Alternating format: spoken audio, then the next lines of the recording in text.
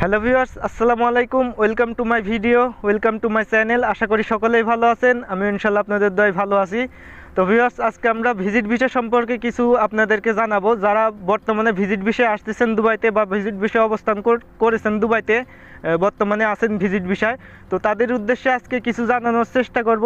ভিডিওটা খুবই উপকারে আসবে আপনাদের।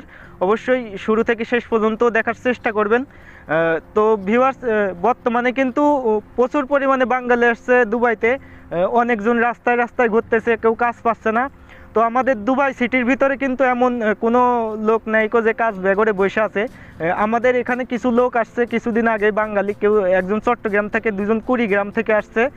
তো আমাদের রুমে দেখা করে গেছে, আমার সাথে দেখা করে গেছে।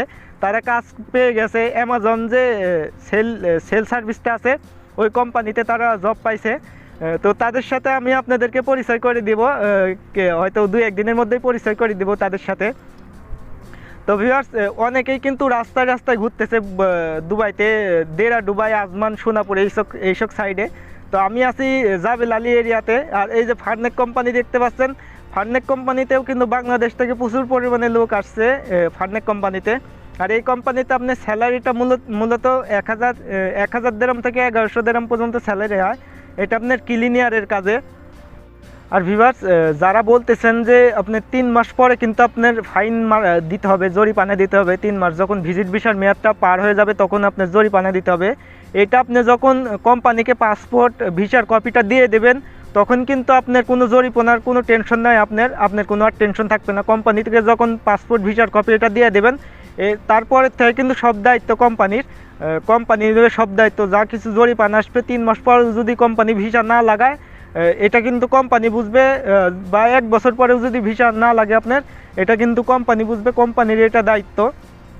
তো আমার ভিসা কিন্তু 8 মাস পরে লাগছিল। আমার ভিসার উপর কিন্তু 5000 দিরহাম জরিমানা আসছিল দুবাইয়ের। 5000 দিরহাম জরিমানা, যা বাংলাদেশি টাকায় কিন্তু 1,20,000 টাকার উপরে। এই জরিমানাটা কিন্তু সম্পূর্ণ কোম্পানি বহন করছে। আর আপনার যদি ভিজিট ভিসার মেয়াদটা যদি পার হয়ে যায়, 3 মাস যদি পার হয়ে যায়, তো আপনার কিন্তু আবার রিনিউ করতে পাবেন। দুবাইতে বসেই কিন্তু আপনি আবার পুনরায় রিনিউ করতে পারবেন, আবার 3 মাসের জন্য অ্যাপ্লাই করতে পারবেন। তো এই সিস্টেমটা কিছুদিন আগেই চালু করছে দুবাই সরকার, যে 3 মাস যদি ভিজিট ভিসার মেয়াদ যদি পার হয়ে যায়, তাহলে কিন্তু আপনি আরও 3 মাসের জন্য অ্যাপ্লাই করতে পারবেন।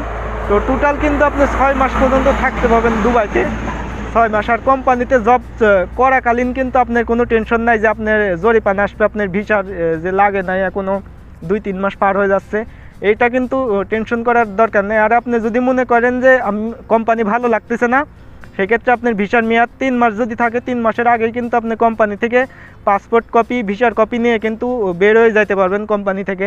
কোম্পানি দিয়ে দেবে, কোনো সমস্যা নেই যে আপনি কোম্পানিতে ভিসার কপি, পাসপোর্ট দিয়ে দিয়েছেন, যে আপনাকে আর ক্যান্সেল করবে না। আর ভিউয়ার্স, বর্তমানে কিন্তু প্রচুর পরিমাণে লোক কাজ বেঘরে বসে আছে, রাস্তায় রাস্তায় ঘুরতেছে। আমি অনেক ভিডিওতেই দেখলাম, বা অনেকজনই দেখি অনলাইনে, ফেসবুকে দিচ্ছে যে কাজ বেঘরে কিন্তু লোকজন রাস্তায় রাস্তায় ঘুরতেছে। তো বেশ, আপনারা যদি 2-2.5 লাখ টাকা খরচ করে যদি ভিজিট ভিসায় দুবাইতে আসতে পারেন, তাহলে 200 দিরহাম 300 দিরহামের মধ্যে কিন্তু আপনি একটি ভালো রুম পেয়ে যাবেন থাকার জন্য। তো এটা করতে পারবেন না, এটা কোনো কথা বলেন? যদি 2-3 লাখ টাকা, 1.5 লাখ টাকা যদি খরচ করে আপনি ভিজিট ভিসায় আসতে পারেন, 3 মাস যদি ভিজিটে আসতে পারেন, তাহলে 200 দিরহাম 250 দিরহাম লাগে আমাদের এখানে রুম ভাড়া নিতে। আমাদের জাবেল আলী এরিয়ার পাশে ক্যাম্পে এসব 200 দিরহাম, 250 দিরহাম, 300 দিরহামের মধ্যে আপনি রুম পেয়ে যাবেন, ভালো একটি রুম পেয়ে যাবেন। তো এই কাজটা করতে পারবেন না। তো আসলে ভিজিট ভিসায় আসার আগে আপনি 2 মাস কিংবা 3 মাস এরকম কিন্তু হাত খরচটা নিয়ে আসবেন। অনেকেই খরচটা নিয়ে আসেন না।